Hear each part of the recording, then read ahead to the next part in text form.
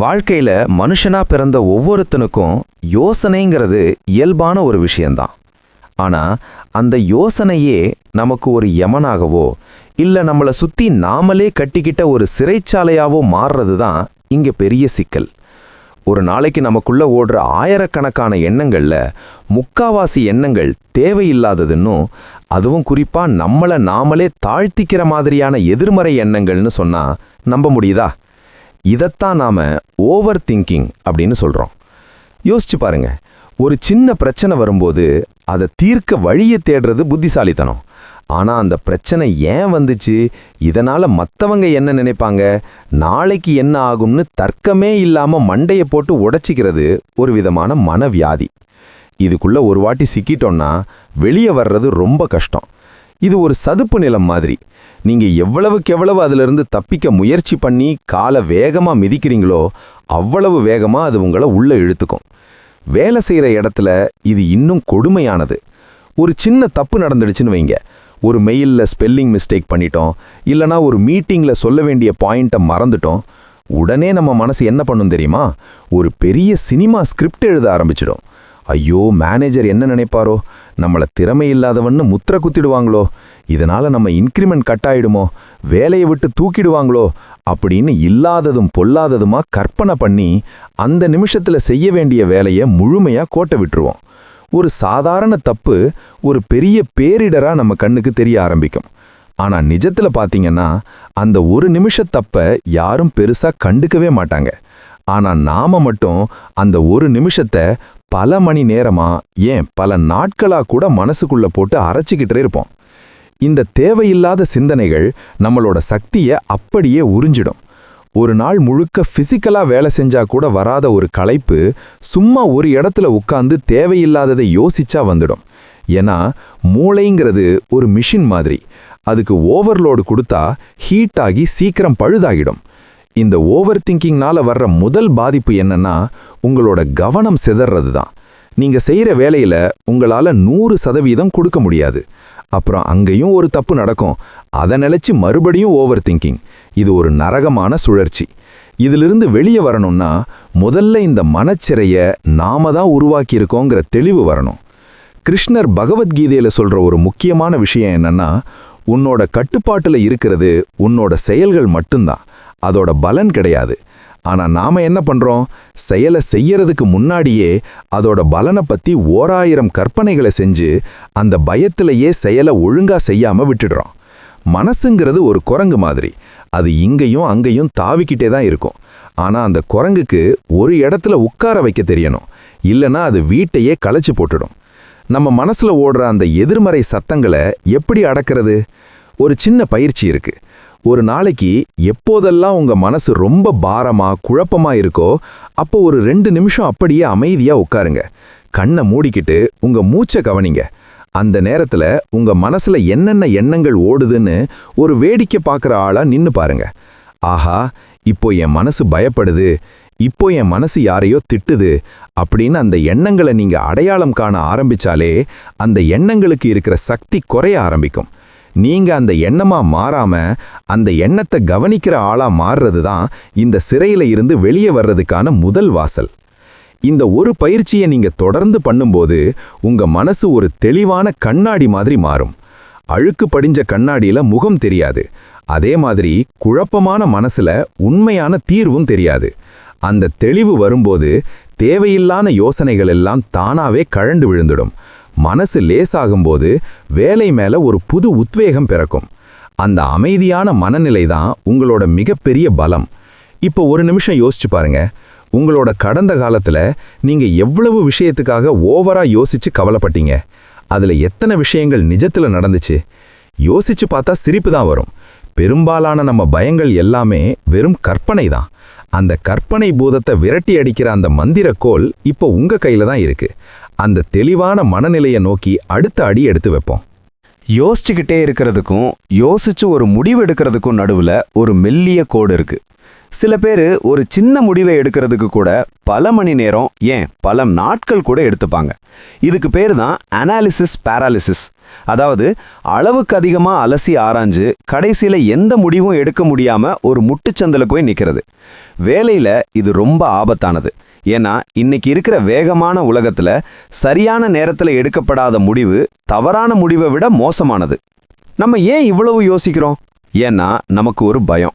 நாம எடுக்கிற முடிவு 100% பெர்ஃபெக்டா இருக்கணும், அதுல எந்த ஒரு ஓட்டையும் இருக்கக்கூடாதுன்னு நினைக்கிறோம். ஆனா உண்மை என்னன்னா, இந்த உலகத்துல 100% பெர்ஃபெக்டான முடிவுன்னு எதுவுமே கிடையாது. எல்லா முடிவுலையும் ஒரு சின்ன ரிஸ்க் இருக்கத்தான் செய்யும். அந்த ரிஸ்கை பார்த்து பயந்துகிட்டே இருந்தா நாம ஒரு அடி கூட முன்னாடி எடுத்து வைக்க முடியாது.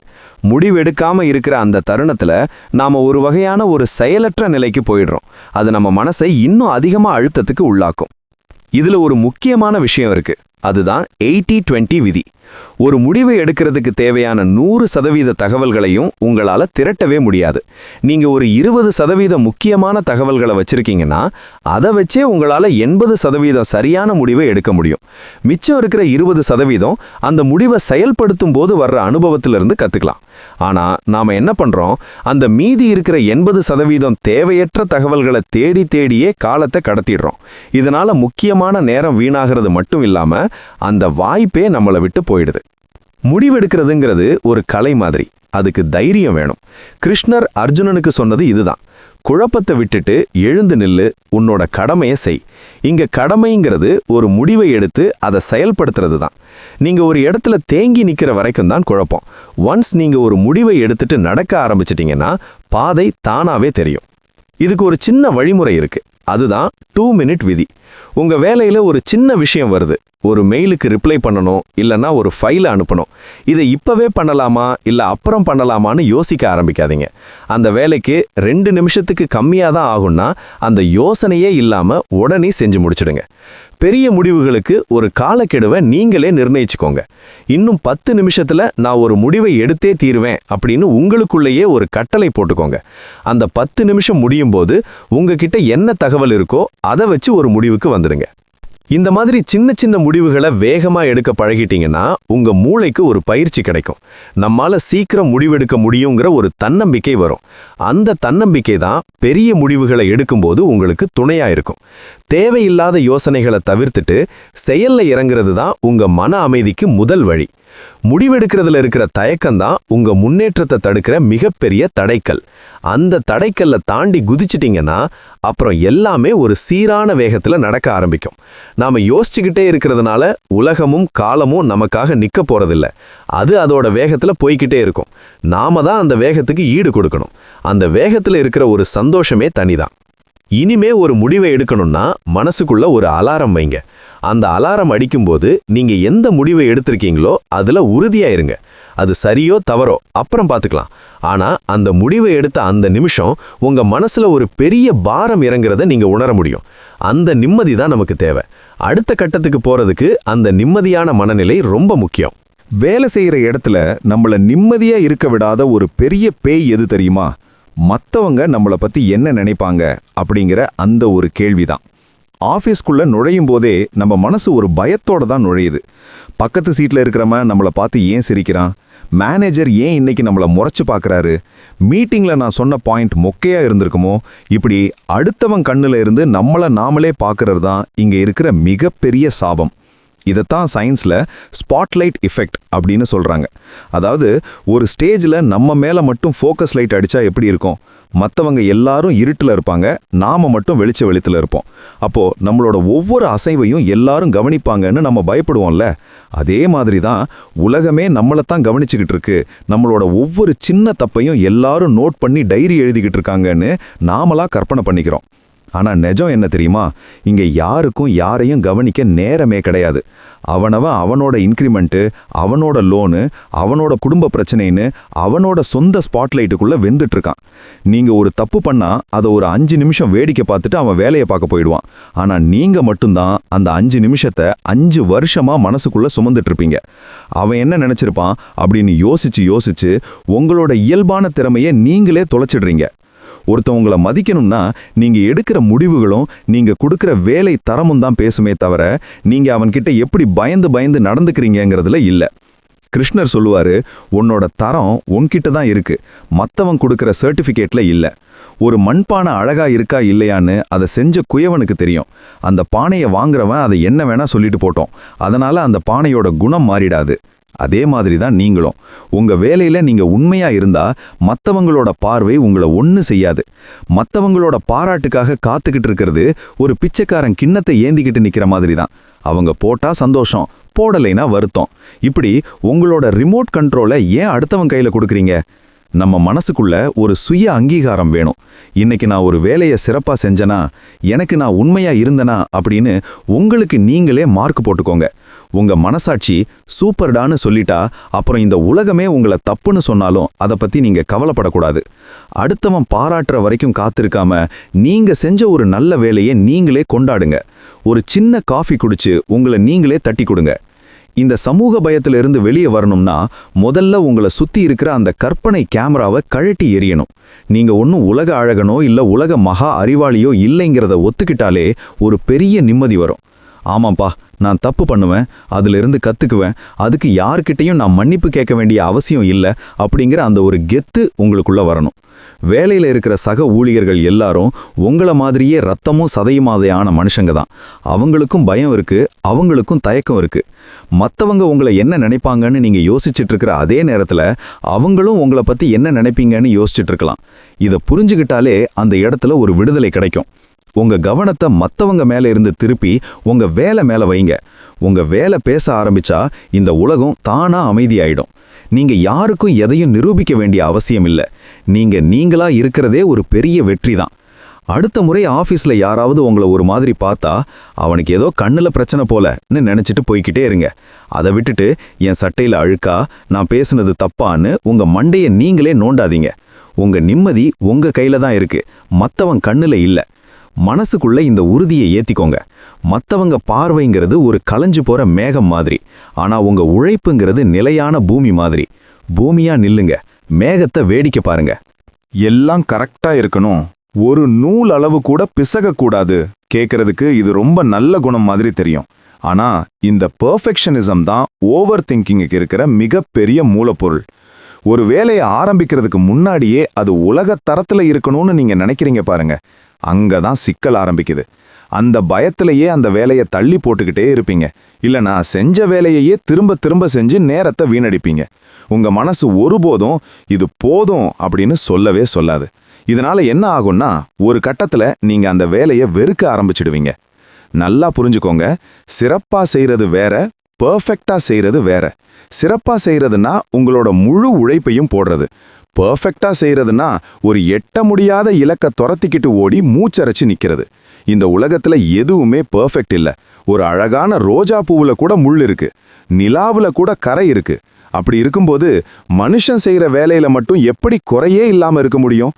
அந்த குறைங்களை ஏத்துக்காத மனநிலை தான் உங்களுக்குள்ள அழுத்தத்தை உருவாக்குது. வேலைன்னு வந்துட்டா done is better than perfect அப்படிங்கிற தாரக மந்திரத்தை மனசுல ஏத்திக்கோங்க.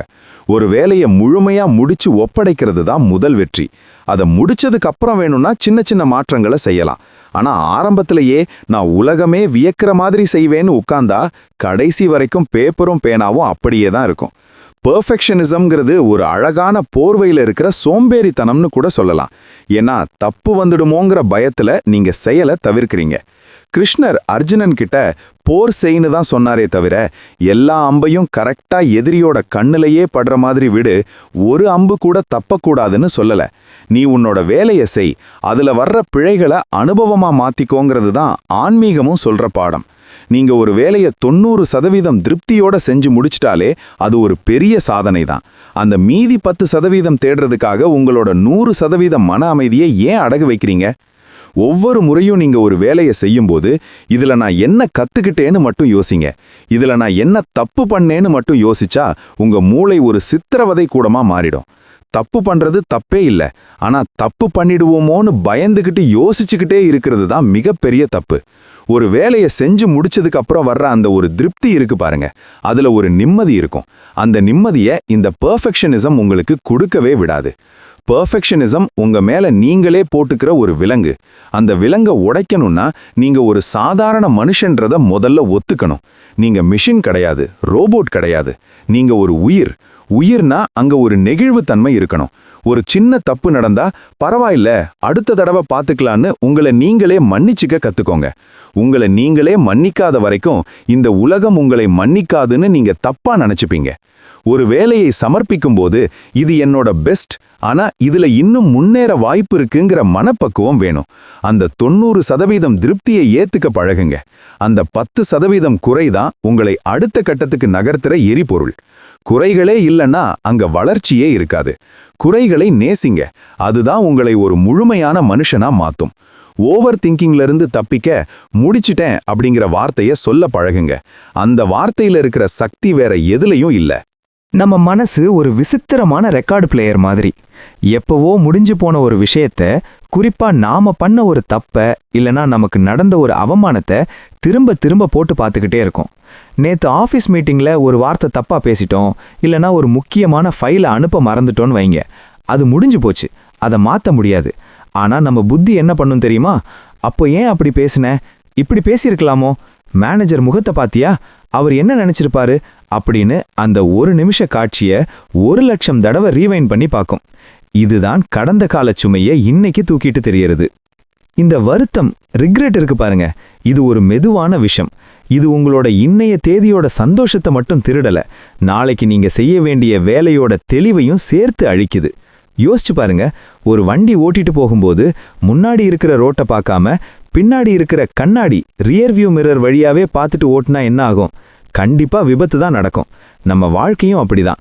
கடந்த காலத்தையே முறைச்சு பார்த்துட்டு இருந்தா நிகழ்காலத்துல இருக்கிற வேகத்தடையோ இல்ல பள்ளமோ நம்ம கண்ணுக்கு தெரியாது.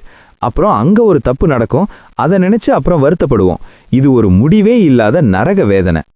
கிருஷ்ணர் அர்ஜுனன் கிட்ட சொன்னது இதுதான். நடந்தது நடந்து போச்சு, அதை மாத்த உன்னால முடியாது. ஆனா அதிலிருந்து நீ என்ன கத்துக்கிட்டேங்கிறது தான் முக்கியம். ஒரு தப்பு நடக்குதுன்னா அது உங்களை அசிங்கப்படுத்துறதுக்காக வரல, உங்களுக்கு ஒரு பாடத்தை கத்துக் கொடுக்க வந்திருக்கு. அந்த பாடத்தை மட்டும் எடுத்துக்கிட்டு அந்த புத்தகத்தை மூடி வச்சிடணும். ஆனா நாம என்ன பண்றோம்? அந்த பாடத்தை விட்டுட்டு அந்த தப்பையே ஒரு சிலுவையா மாத்தி நம்ம முதுகுல சுமந்துட்டு அலையிறோம். ஒரு அழுக்கு துணியை துவைச்சு போட்டா அது சுத்தமாயிடும். ஆனா அந்த அழுக்கையே நினைச்சு அழுதா அழுக்கு போயிடாது, உங்க கண்ணு தான் வீங்கி போகும். வேலையில ஒரு தப்பு நடந்துட்டா முதல்ல அதை ஒத்துக்கோங்க. ஆமா, நான் தப்பு பண்ணிட்டேன். அந்த உண்மையை ஏத்துக்கிட்டாலே பாதி பாரம் குறைஞ்சிரும். அதை மறைக்கவோ இல்ல அதை நினைச்சு மறுகவோ ஆரம்பிக்கும் போதுதான் ஓவர் திங்கிங் தலை தூக்கும்.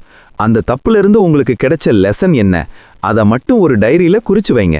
அதுக்கப்புறம் அந்த விஷயத்தை பத்தி யோசிக்கிறதுக்கு உங்க மூளைக்கு நீங்களே தடை போடுங்க. ஏன்னா உங்ககிட்ட இருக்கிற எனர்ஜி ரொம்ப லிமிட்டட். அதை நேத்து நடந்த விஷயத்துக்காக செலவு பண்ணிட்டா இன்னைக்கு பண்ண வேண்டிய புது வேலைக்கு உங்ககிட்ட தெம்பு இருக்காது. இதுக்கு ஒரு சின்ன மனப்பயிற்சி செஞ்சு பாருங்க.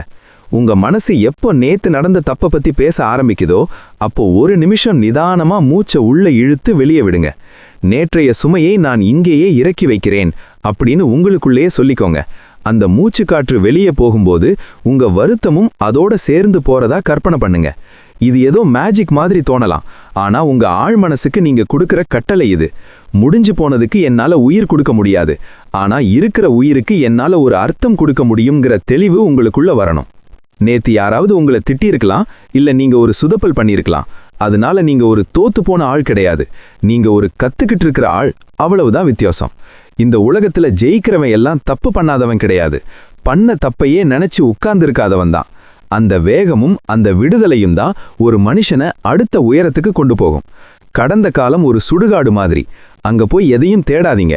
நிகழ்காலம் ஒரு நந்தவனம் மாதிரி, அங்க வந்து பூக்களை பாருங்க. உங்க மனசு ஒரு குப்பை தொட்டி கிடையாது, எல்லா பழைய விஷயத்தையும் போட்டு வைக்கிறதுக்கு. அது ஒரு புனிதமான கோயில். அங்க நேத்து நடந்த கசப்பான விஷயங்களை விட இன்னைக்கு நீங்க செய்ய போற சிறப்பான விஷயங்களுக்கு அதிக இடம் கொடுங்க. அந்த பழைய ரெக்கார்டு பிளேயரை ஆஃப் பண்ணுங்க. புதுசா ஒரு நேத்து நடந்ததை நினைச்சு கவலைப்படுறது ஒரு பக்கம்னா, நாளைக்கு என்ன நடக்குமோன்னு பயப்படுறது இன்னொரு பக்கம். வேலை போயிடுமோ, எக்கனாமி சரியில்லையே, லே ஆஃப் பண்ணிடுவாங்களோ, என் பொண்ணு கல்யாணத்துக்கு என்ன பண்ணுவேன், ரிட்டையர்மெண்ட் லைஃப் எப்படி இருக்கும், இப்படி நடக்கவே இல்லாத, அநேகமா நடக்கவே வாய்ப்பில்லாத ஒரு 1000 விஷயங்களை கற்பனை பண்ணி இன்னைக்கு இருக்கிற நிம்மதியை கெடுத்துக்கிறது தான் இந்த எதிர்கால பயம். நம்ம மூளை ரொம்ப விவரமானது. அது எப்பவும் ஒரு ஆபத்தை எதிர்நோக்கியே காத்துட்டு இருக்கோம். ஆனா அந்த ஜாக்கிரத உணர்வு பயமா மாறும்போது தான் நாம ஓவர் திங்கிங்ல சிக்கிக்கிறோம். நாம ஏன் எதிர்காலத்தை பார்த்து பயப்படுறோம்? ஏன்னா நமக்கு எல்லாத்தையும் நம்ம கட்டுப்பாட்டுல, கண்ட்ரோல்ல வச்சுக்கணும்னு ஆசை. ஆனா உண்மை என்னன்னா, இந்த வாழ்க்கையில நம்ம கட்டுப்பாட்டுல இருக்கிறது நம்மளோட இன்புட் மட்டும்தான். அதாவது இன்னைக்கு நாம போடுற உழைப்பு, நாம பேசுற வார்த்தை, நாம எடுக்கிற முயற்சி. இதோட பலன் என்னவா இருக்குங்கிறது காலத்தோட கையில இருக்கு. கிருஷ்ணர் சொன்ன அந்த கடமையை செய், பலனை எதிர்பார்க்காதேங்கிற வரிக்கு இதுதான் அர்த்தம். பலனை எதிர்பார்க்காதேன்னா பலன் வராதுன்னு அர்த்தம் இல்ல. பலன் உன் கையில இல்ல, அதனால அதை பத்தி யோசிச்சு உன் நேரத்தை வீணாக்காதேன்னு அர்த்தம். வேலையில நாளைக்கு என்ன நடக்கும்னு தெரியாத ஒரு பதற்றம் வரும்போது அதை தர்க்க ரீதியா, லாஜிக்கலா அணுகுங்க. உங்க பயம் நிஜமாவே ஒரு அர்த்தமுள்ளதா? வேலை போயிடும்னு பயப்படுறீங்களே, அதுக்கு ஏதாவது வலுவான காரணம் இருக்கா? இல்ல உங்க மனசு சும்மா ஒரு பூச்சாண்டியை காட்டுதா? அப்படியே வேலை போனாலும் அடுத்து என்ன பண்ணுவீங்க? வேர்ஸ்ட் கேஸ் சினாரியோ அப்படின்னு சொல்ற அந்த மிக மோசமான நிலையை ஒரு நிமிஷம் யோசிச்சு பாருங்க. சரி, வேலை போனா வேற ஒரு வேலையை தேடுவேன், இல்ல ஒரு சின்ன பிசினஸ் பண்ணுவேன், எப்படியும் உயிர் வாழ்ந்துருவேன் அப்படின்னு அந்த பயத்தோட உச்சத்துக்கே போய் ஒரு முடிவை எடுத்துட்டீங்கன்னா அப்புறம் அந்த பயத்துக்கு உங்ககிட்ட வேலை இருக்காது. பயத்தை எப்பவும் இருட்டில் வச்சு பார்க்காதீங்க, அதை வெளிச்சத்துக்கு கொண்டு வாங்க. ஒரு பயத்தை நீங்க எதிர்கொள்ளும் போது அது ஒரு சாதாரண விஷயமா மாறிடும். ஆனா அதை தவிர்த்துட்டு ஓடும்போது தான் அது ஒரு பூதமா வளரும். நாளைக்கு மீட்டிங்ல நான் சரியா பேசலன்னா என்ன ஆகும்? இதுதான் உங்க பயம்னா, சரி தப்பா பேசிட்டா மேனேஜர் திட்டுவாரு, ஒரு நாள் அப்செட்டா இருப்பேன், அப்புறம் எல்லாம் சரியாயிடும்னு அந்த ரிசல்ட்டை ஏத்துக்க பழகுங்க. அந்த ஏத்துக்கிற மனப்பக்குவம் வந்துட்டா உங்க மூளை தானாவே அந்த வேலையை சிறப்பா செய்யறதுக்கான வழியை யோசிக்க ஆரம்பிக்கும். பயம் இருக்கிற இடத்துல அறிவு வேலை செய்யாது. உங்க ஆற்றலை இன்புட்ல மட்டும் வைங்க. ஒரு செடிக்கு தண்ணி ஊத்துறது உங்க வேலை. அந்த செடி எப்ப பூ பூக்கும், அதுல வர்ற காய் பெருசா இருக்குமான்னு யோசிச்சுக்கிட்டே இருந்தா நீங்க தண்ணி ஊத்துறத மறந்துடுவீங்க, செடி காஞ்சு போயிடும். அதே மாதிரி தான் உங்க வேலையும். இன்னைக்கு உங்க டேபிள்ல இருக்கிற ஃபைலை எப்படி சிறப்பா முடிக்கலாம்னு மட்டும் யோசிங்க.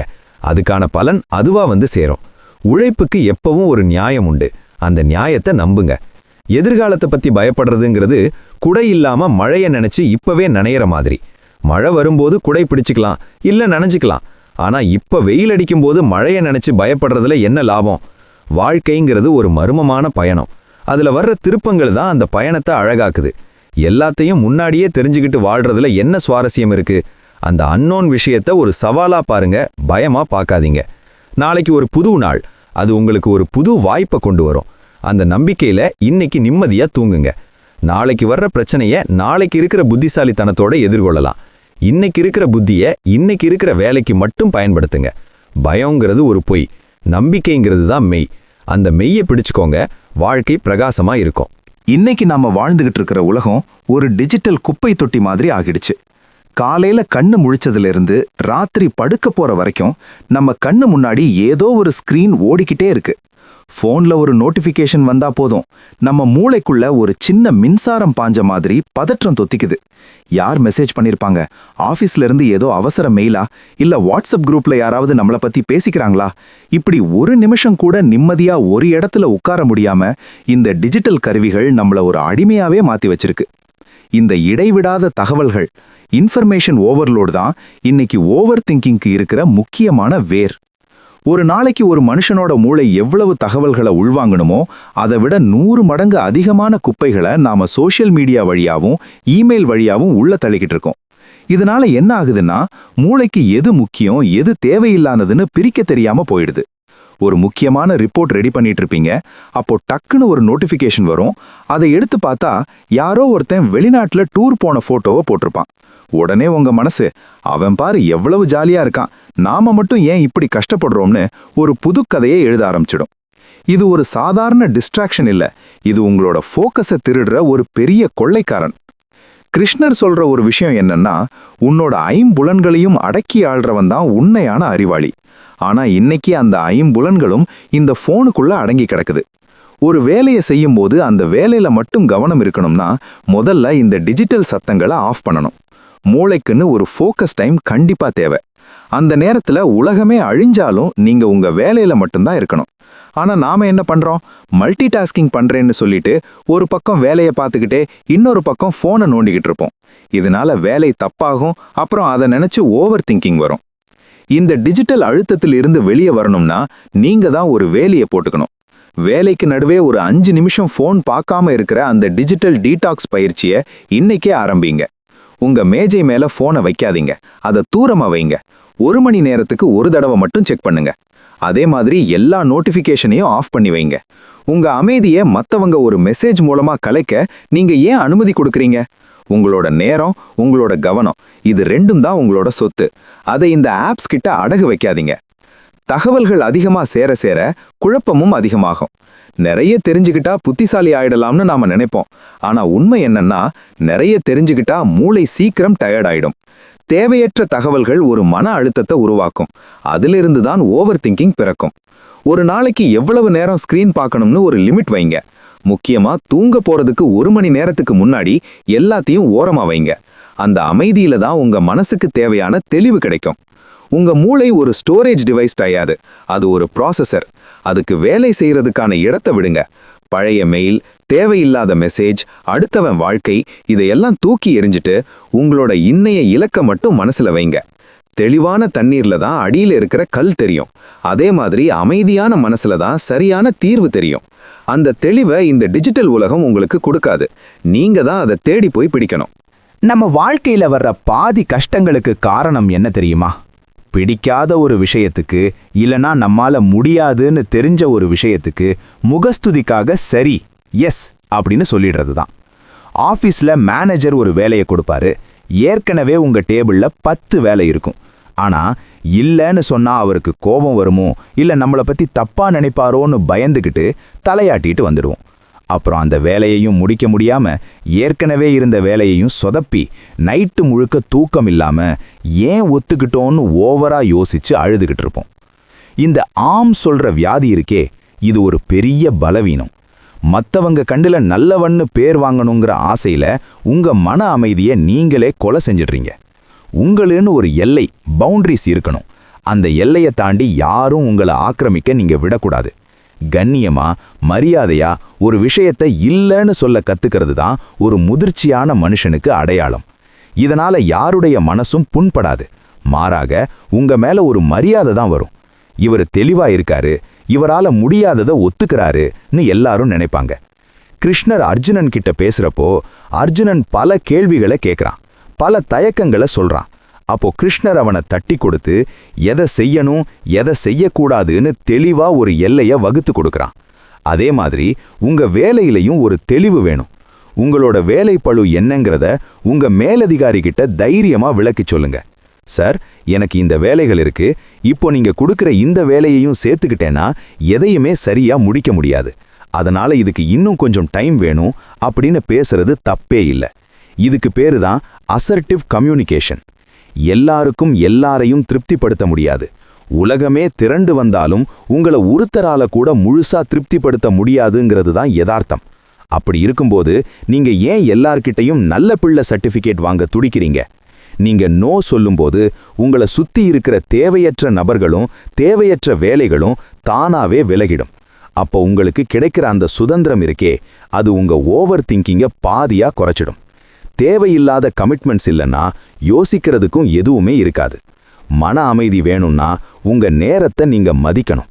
உங்க நேரத்தை அடுத்தவன் வந்து கொள்ளையடிக்க நீங்க இடம் கொடுத்தா அப்புறம் கவலைப்பட்டு ஒரு பிரயோஜனமும் இல்லை. உங்க கரியர்ல ஜெயிக்கணும்னா உங்க வேலையில நீங்க ஒரு கில்லாடியா இருக்கணும். அதுக்கு ஒரு கூர்மையான கவனம் வேணும். அந்த கவனத்தை இந்த மாதிரி சிதறடிக்க விடாதீங்க. இல்லைன்னு ஒரு தடவை தைரியமா சொல்லி பாருங்க. அந்த நிமிஷம் உங்க மனசுல ஒரு பெரிய ரிலாக்ஸ் கிடைக்கும். உங்களை நீங்களே நேசிங்க. உங்களோட லிமிட் என்னன்னு உங்களுக்கு தெரியும். அதை தாண்டி யாருக்காகவும் எதையும் செய்யாதீங்க. உழைப்புங்கிறது சந்தோஷமா இருக்கணும், அது ஒரு பாரமா மாறக்கூடாது. சுமை அதிகமாகும்போது தான் மனசு குழம்பும். அந்த சுமையை குறைக்கிற சாவி உங்ககிட்ட தான் இருக்கு. அதுக்கு பேரு தான் வேணாம் அப்படிங்கிற அந்த ஒரே ஒரு சின்ன வார்த்தை. அந்த வார்த்தையை சரியான இடத்துல பயன்படுத்துங்க, வாழ்க்கை லேசாகும். நம்ம எல்லாருக்கும் ஒரு கெட்ட பழக்கம் உண்டு. கையை ஒரு வேலையை செஞ்சுட்டு இருக்கோம், ஆனா கண்ணு வேற எங்கேயோ இருக்கும். மனசு அதை விட வேகமா எங்கேயோ அலைப்பாஞ்சிட்டு இருக்கும். சீட்ல உட்காந்து ஒரு எக்ஸல் ஷீட்டோ இல்ல ஒரு ரிப்போர்ட்டோ ரெடி பண்ணிட்டு இருப்போம். ஆனா மண்டைக்குள்ள நைட்டு வீட்டுக்கு போகும்போது பால் பாக்கெட் வாங்கணுமே, நேத்து அவன் பேசுனதுக்கு இன்னைக்கு அவனுக்கு பதில் சொல்லணுமே அப்படின்னு ஒரு 10 ட்ராக் ஓடிக்கிட்டு இருக்கோம். இதைத்தான் மைண்ட்லெஸ்னஸ் அப்படின்னு சொல்றோம். அதாவது உடம்பு இங்க இருக்கு ஆனா உயிர் இங்க இல்லை. இந்த இடைவெளி தான் ஓவர் திங்கிங்க்கு பெரிய தீனி போடுது. மைண்ட்ஃபுல்னஸ் அப்படிங்கிறது ஏதோ இமயமலைக்கு போய் தவம் பண்ற விஷயம் கிடையாது. நீங்க இப்போ என்ன பண்றீங்களோ அதுல 100% இருக்கிறது தான் அது. ஒரு காஃபி குடிக்கிறீங்களா, அந்த காஃபியோட சூடு, அதோட மனம், அது உங்க தொண்டையில இறங்குற அந்த உணர்வு, இதையெல்லாம் ரசிச்சு குடிக்கிறது தான் தியானம். அதே மாதிரி தான் வேலையும். ஒரு மெயில் டைப் பண்றீங்களா, அந்த கீபோர்டில் விரல்கள் படுற சத்தம், நீங்க கோர்க்கிற ஒவ்வொரு வார்த்தை, இதுல மட்டும் உங்க கவனம் இருந்தா அங்க ஓவர் திங்கிங்க்கு இடமே இருக்காது. ஏன்னா உங்க மூளைக்கு ஒரு நேரத்துல ஒரு விஷயத்தை மட்டும்தான் ஆழமா கவனிக்க தெரியும். நீங்க அதை சிதறடிக்கும் போது தான் அது குழப்பத்துல போய் முடியுது. கிருஷ்ணர் அர்ஜுனன் கிட்ட சொன்ன மிக முக்கியமான உபதேசம் இதுதான். யோகஸ்தக குரு கர்மாணி, அதாவது யோகத்துல நிலை பெற்று உன் கடமையை செய். யோகம்னா இங்க வேற ஒன்றும் இல்லை, உன்னோட மனசும் செயலும் ஒன்னா இணையிற அந்த புள்ளி தான். நீங்க அம்பு விடுறப்போ அந்த இலக்கு மட்டும்தான் உன் கண்ணுக்கு தெரியணும். சுத்தி இருக்கிற கூட்டமோ இல்ல பின்னால இருக்கிற பயமோ தெரியக்கூடாது. இதைத்தான் இன்னைக்கு இருக்கிற கார்ப்பரேட் உலகத்துல டீப் ஒர்க் அப்படின்னு சொல்றாங்க.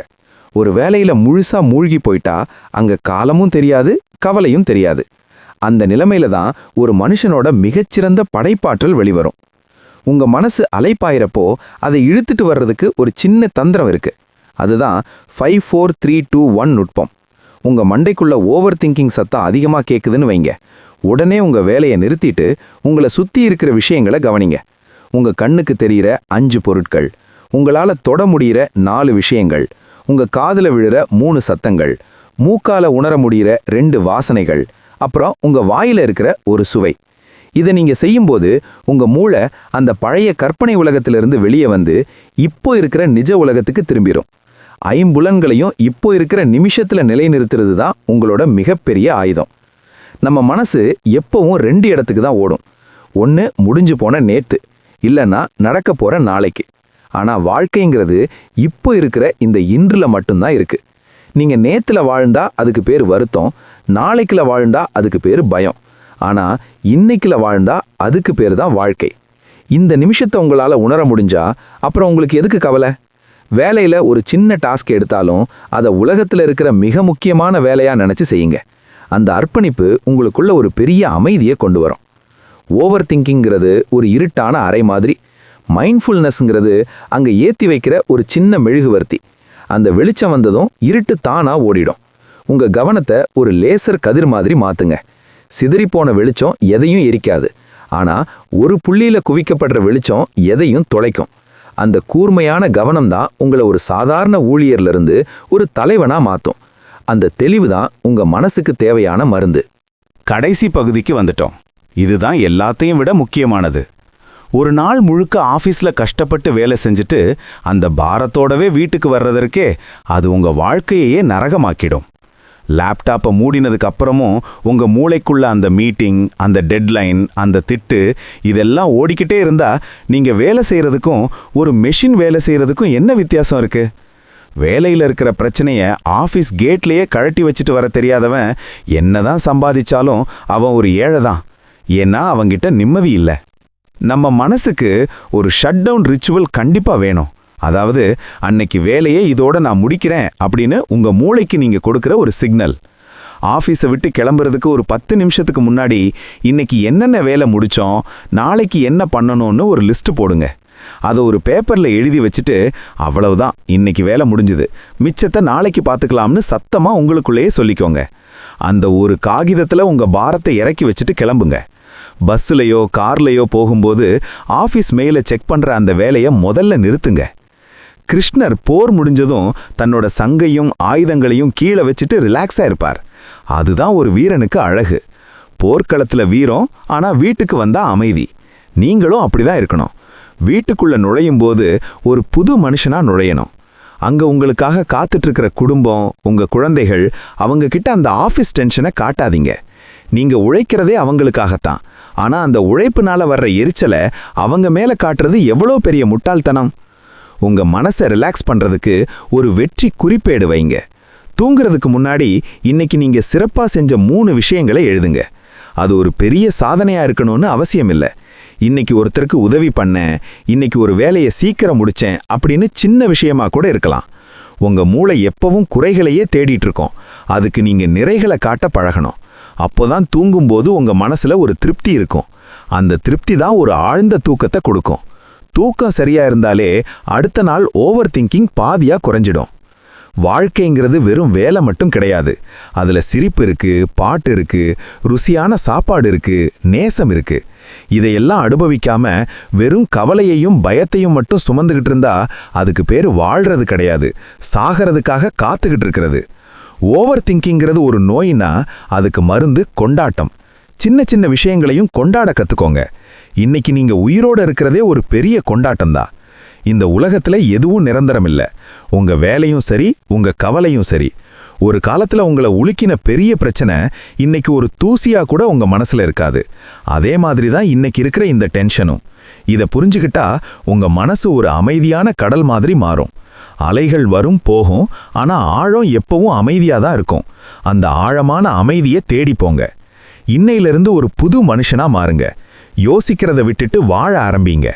உங்க வாழ்க்கை உங்க கையில தான் இருக்கு. அதை ஒரு அழகான ஓவியமா தீட்டுறதும் இல்ல வெறும் கிறுக்கலா மாத்துறதும் நீங்க எடுக்கிற முடிவுல தான் இருக்கு. தெளிவா இருங்க, தைரியமா இருங்க, சந்தோஷமா இருங்க. அந்த பரமாத்மா எப்பவும் உங்க கூடவே இருப்பார். உன் மனசு தான் உன்னோட மிகப்பெரிய சொத்து. அதை பத்திரமா பாத்துக்கோ.